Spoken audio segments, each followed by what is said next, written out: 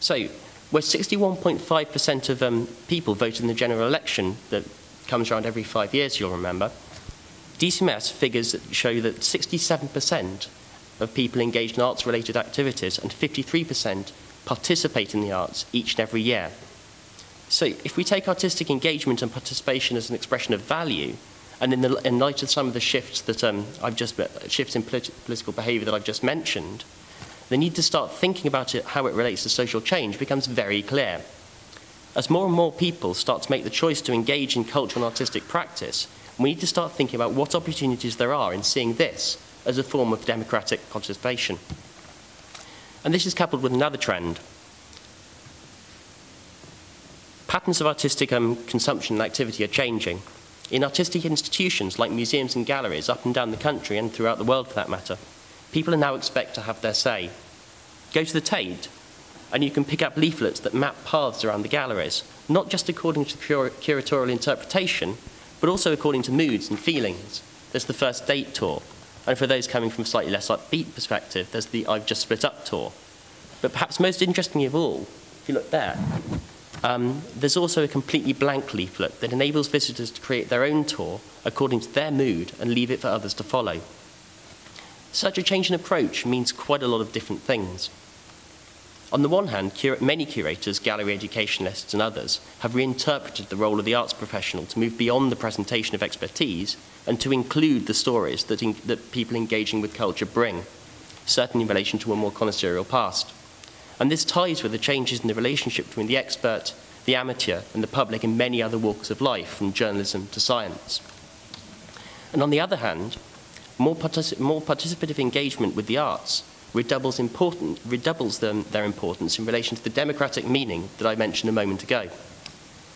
Engagement with artworks can provide a space for conversation between values. So as Peckham Space progresses, I'll be really interested to see not just how people react to the work, but also how they react to what other people have said to it as well. The other side of the equation is the role of the artist in challenging convention. Earlier this year, an American academic called Caroline Levine published a book called Provoking Democracy. In it, she argues that the arts allow challenges to the conditioned uniformity that is the fatal flaw of the democracy. In other words, they challenge the status quo, and they stimulate the debate on which a democracy depends. Levine discusses a series of specific cases and cites a number of leading voices, among them Czech writer Václav Havel. And he said that an artist must challenge, must controvert the establishment order, to limit that creative spirit in the name of public sensibilities, to deny society one of its most significant resources. And this harks back to the political theorist Alexis de Tocqueville, who predicted that mass culture, unchallenged and uniform in its appeal, can in fact erode the diversity and debate upon which healthy democracy depends. The arts provide scope for an avant-garde to ask how things might be different and how people might perceive things differently. And on top of this, participative projects like Peckham Space and PeckhamTV are important not just in stimulating debate, but also in enabling and tracking it as well, and also enabling different voices in that debate. So the next few months should be very interesting indeed. And before handing over to Saul and Harold, there's one final point that I'd like to make. For a wide number of reasons, from increased migration to global communication, widespread travel and mass media, we encounter many more cultures than we ever have done before. That's culture in the widest sense I mentioned earlier. At the same time, people are now able to use social networking websites to platform videos and other creative output more widely. And this ramps up the amount of cultural production to which we're exposed.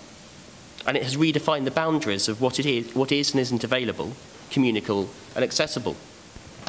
Well, with such a vast array of cultural stimulus, there are big questions to be asked about the means of accommodating, responding to those changes. How we read different cultural forms will become even more central to how we manage and navigate the world than it is today. If we were to empower this kind of creative expression and make it a means of democratic, uniform democratic sort of statement, and unlock its democratic potential, we will need to build the skills of cultural literacy.